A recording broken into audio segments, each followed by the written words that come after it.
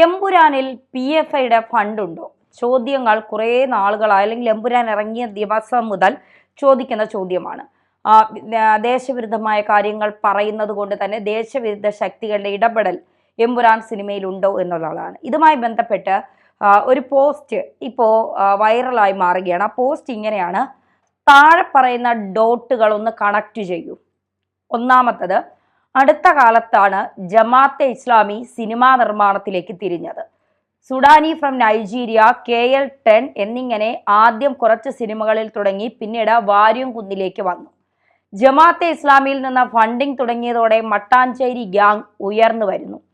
ഏതാണ്ട് ഇതേ സമയത്ത് മലയാള സിനിമയുടെ കിരീടം വയ്ക്കാത്ത രാജാവ് എന്ന തിലകൻ വിശേഷിപ്പിച്ച ദിലീപ് കേസിൽ ഉൾപ്പെട്ട് വീണുപോകുന്നു. പൃഥ്വിരാജ് ഉൾപ്പെടെ ദിലീപിനെതിരെ ശക്തമായി വിമർശനം ഉന്നയിക്കുന്നു. ഇനി വീഴാനുള്ളത് മോഹൻലാൽ എന്ന മഹാമേരുവാണ്. പിന്നെ നിങ്ങൾ കാണുന്നത് മലയാളത്തിൽ ഇസ്ലാമിക് ഫണ്ടിങ്ങോടെ ഉയർന്നു വന്ന ഓൺലൈൻ പോർട്ടലുകളായ ചില പോർട്ടലുകളുടെ പേര് പറയുന്നുണ്ട്, അത് പറയുന്നില്ല. ദിവസങ്ങളിൽ എന്ന കണക്കിൽ പഴയ മോഹൻലാൽ സിനിമകളിലെ സവർണതയും ജാതീയതയും എന്ന പേരിൽ ലേഖനങ്ങൾ വരുന്നു. മഹേഷിന്റെ പ്രതികാരത്തിൽ പോലും ലാലേട്ടൻ, വർമ്മ, നായർ കഥാപാത്രങ്ങളെ മാത്രമേ അവതരിപ്പിക്കൂ എന്ന് മുനവച്ച സംസാരം കടന്നു വരുന്നു. അമ്മ എന്ന സംഘടനയ്ക്ക് നേരെ അതിനിശ്ചിതമായ വിമർശനങ്ങൾ ഉണ്ടാകുന്നു. അതിനെ ഫ്യൂഡൽ സമ്പ്രദായം എന്ന് ആക്ഷേപിക്കുന്നു, അധിക്ഷേപിക്കുന്നു എന്ന് മാത്രമല്ല, അതിൽ സ്ത്രീ വിരുദ്ധത ആരോപിച്ച് WCC എന്ന സംഘടന വരുന്നു. ഫെഫ്കയ്ക്ക് പകരമായി ആഷിഖ് കപൂറിന്റെ നേതൃത്വത്തിൽ പുതിയ സംഘടന നിലവിൽ വരാനുള്ള ശ്രമം നടക്കുന്നു. മോഹൻലാലിനും ആന്റണി പെരുമ്പാവൂരിനും ഗോകുലം ഗോപാലിനും പോലും യഥാർത്ഥ കഥ അറിയാതെ മലയാളത്തിൽ തന്നെ ഏറ്റവും വലിയ ഇസ്ലാമിക ചിത്രം പുറത്തിറങ്ങുന്നു. പടം പൊട്ടിയാൽ സാമ്പത്തികമായി തകരുന്നത് മോഹൻലാലും ഗോകുലം ഗോപാലിനും, പടം വിജയിച്ചാൽ സാമൂഹികമായി തകരുന്നത് മോഹൻലാലും ഗോകുലം ഗോപാലിനും. എന്തായാലും വിജയം ഇസ്ലാമിസ്റ്റുകൾക്ക് തന്നെ. മോഹൻലാലിന്റെ ക്രെഡിബിലിറ്റി നഷ്ടമാകുന്നതോടെ മട്ടാഞ്ചേരി ഗ്യാങ് സിനിമാ വ്യവസായത്തിന്റെ തലപ്പത്തേക്ക് എത്തുകയും ചെയ്യും. സംഘികൾ കുത്തിയിരുന്ന് പോസ്റ്റ് ഇട്ടത് കൊണ്ട് മോഹൻലാലും ഗോകുലം ഗോപാലിനും ജസ്റ്റ് എസ്കേപ്പ്. എമ്പുരാൻ സിനിമയെക്കുറിച്ച് കുറച്ചുകൂടി പറഞ്ഞുകൊണ്ട് നമുക്ക് ഈ പോസ്റ്റ് അവസാനിപ്പിക്കാം. നിങ്ങൾക്ക് ഓർമ്മയുണ്ടോ എന്നറിയില്ല, CAA പ്രതിഷേധങ്ങൾ നടക്കുമ്പോൾ കേരളത്തിലെ ഏതോ സ്കൂളിലെ നന്നേ ചെറിയ പ്രായത്തിലുള്ള മുസ്ലിം വിദ്യാർത്ഥികൾ നരേന്ദ്രമോദി ഇന്ത്യ നിന്റെ തന്തയുടെ വകയല്ല എന്ന ബാനറും പിടിച്ച് പ്രകടനം നടത്തിയത്. അന്ന് അതിന്റെ പേരിൽ വിമർശിക്കപ്പെട്ടത് PFI ആയിരുന്നു. നോക്കൂ, അതേ ഡയലോഗാണ് പൃഥ്വിരാജ് ജനഗണമന എന്ന സിനിമയിൽ മാസ് ഡയലോഗായിട്ട് ഉപയോഗിച്ചത്. എമ്പുരാൻ സിനിമയിൽ NIA, ഇന്റലിജൻസ് ബ്യൂറോ, IB എന്നീ ദേശീയ ഏജൻസികളെ വില്ലന്മാരാക്കി ചിത്രീകരിക്കുന്നു. സത്യത്തിൽ ചിത്രത്തിന്റെ കഥ ഈ ഏജൻസികളെ കഥാപാത്രങ്ങളായി ആവശ്യപ്പെട്ടതും പോലുമില്ല. എന്നിട്ടും വെറുതെ ഒരു IB ഉദ്യോഗസ്ഥനെ അവതരിപ്പിച്ച് അയാളെ കേന്ദ്രമന്ത്രിയുടെ കൂട്ടുകാരനായി ചിത്രീകരിച്ച് ഒടുവിൽ കൊന്നുകളയുന്നു. ചിത്രത്തിൽ പ്രിയദർശിനി രാംദാസ് മുഖ്യമന്ത്രിയാകാം എന്ന് സമ്മതിക്കുന്ന അതേ നിമിഷത്തിൽ കേന്ദ്ര ഏജൻസികൾ അന്വേഷണവുമായി എത്തുകയാണ്.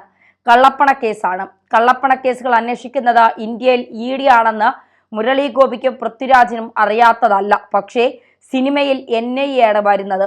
അവരുടെ തടങ്കൽ പാളയത്തിലാണത്രേ പ്രിയദർശിനി രാംദാസിനെ പിന്നീട് പാർപ്പിച്ചിരിക്കുന്നത്. അങ്ങനെ അവരെയും മോശമായി കാണിക്കുന്നു. ഇനി ആലോചിച്ച് നോക്കിയേ, ഇന്ത്യയിൽ NIA, IBക്കെതിരെ ഒന്നും കോൺഗ്രസ്കാർ പോലും എതിർത്ത് പറഞ്ഞു കേട്ടിട്ടില്ല. പിന്നെ ആരാണ് ഈ ഏജൻസികളെ എതിർക്കുന്നത്? ഈ ഏജൻസികളെ എതിർക്കുന്നത് ഇസ്ലാമിസ്റ്റുകൾ. പോപ്പുലർ ഫ്രണ്ട് നിരോധന സമയത്തും SDPI ഓഫീസുകൾ റെയ്ഡ് നടക്കുമ്പോഴുമൊക്കെ NIA ആണല്ലോ വരാറുള്ളത്. അവർക്ക് വേണ്ടിയാണ് ചിത്രത്തിൽ ഈ ഏജൻസികളെ വില്ലന്മാരാക്കിയത് എന്ന് മനസ്സിലായല്ലോ.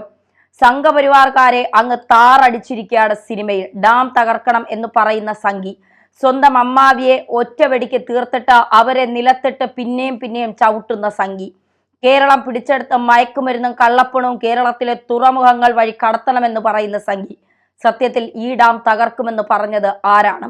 2008 മറ്റോ തമിഴ്നാട് സർക്കാർ സുപ്രീം കോടതിയിൽ കൊടുത്ത സത്യവാങ്മൂലത്തിൽ പാൻ ഇസ്ലാമിക് തീവ്രവാദ സംഘടനകൾ മുല്ലപ്പെരിയാർ ഡാം ബോംബ് വയ്ക്കാൻ സാധ്യതയുണ്ട് എന്നും അതിന് കേന്ദ്രസേനയുടെ പ്രൊട്ടക്ഷൻ വേണമെന്നുമൊക്കെ ആവശ്യപ്പെട്ടത് അതും സംഘികളുടെ തലയിലിട്ടു. ഒരു ഇന്റർവ്യൂവിൽ പൃഥ്വിരാജ് പറഞ്ഞത് കേട്ടത് അദ്ദേഹത്തിന്റെ പ്രൊജക്ടുകളെ എക്സിക്യൂട്ട് ചെയ്യാനുള്ള ഒരു എക്കോസിസ്റ്റമുള്ള സ്പെയറിലാണ് ഇപ്പോൾ അദ്ദേഹം ഉള്ളത് എന്ന്. ഇന്നലെ നോക്കിയപ്പോൾ പോസ്റ്റിൽ നിന്ന് മോഹൻലാലും ആശീർവാദും ഗോകുലം ഗോപാലിനും ഔട്ട്. പൃഥ്വിരാജ് പറയാതെ പറഞ്ഞത് 2 കാര്യങ്ങളാണ്. ഒന്ന്, ഈ പടത്തിന് ആക്ച്വലി ഫണ്ട് ചെയ്തത് ഇവരൊന്നുമല്ല. 2, എനിക്ക് പണി കിട്ടിയാൽ തിരിച്ചും പണി വരും, ആശീർവാദവും ഗോകുലവുമല്ല ഫണ്ടിങ് എന്ന് വന്നാൽ പിന്നെ അന്വേഷണം അവർക്ക് നേരെയും നീളുമല്ലോ. Yes, Empuraan is the biggest Islamic project in Malayalam cinema. ഇങ്ങനെയാണ് ആ പോസ്റ്റ് വരുന്നത്. അതായത് ദിലീപിനെ ആദ്യം തകർത്തു, തരിപ്പണമാക്കി. ദിലീപ് ഇപ്പോൾ സിനിമയിൽ ഒന്നുമല്ലാത്ത അവസ്ഥയിലാണ്.